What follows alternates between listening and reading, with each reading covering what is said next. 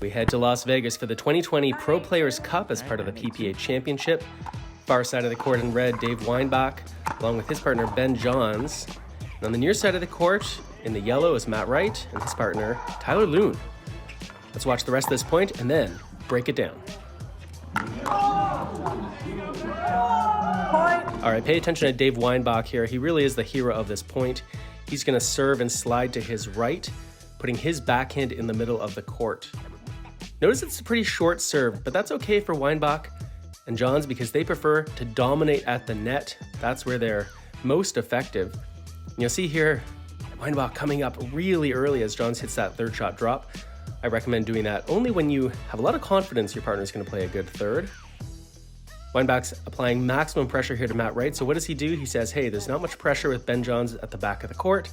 Let's just keep that ball deep. It might not win us the point, but at least it won't hurt us. Notice right here, Weinbach backs up, anticipating an attack. That's a bit of a high ball on the right forehand. He backs up, he's ready for it. Ball doesn't come to him. Have you ever been told that you should have your paddle up?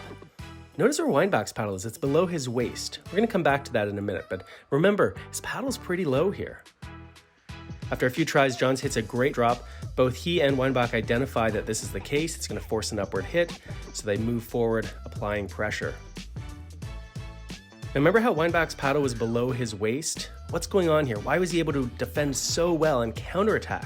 Well, that's because his paddle is just barely above net height. It doesn't need to be chest high, it just needs to be as high as the ball is going to come. And Weinbach knows that if Wright hits this ball fast, if it's much higher than that, that ball is going to sail out.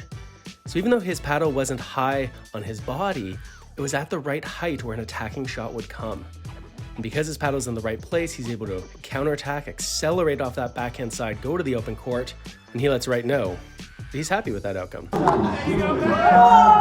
Let's look at this point one more time. 4 of the top players in men's pickleball. I love watching all 4 of these guys play, and a really nice job of rethinking a little bit where the paddle needs to be and how to counterattack when that ball comes hard at you. This has been another PPA Hot Shot. I'm Mark Renneson, and this has been brought to you by Pickleball Cocktail.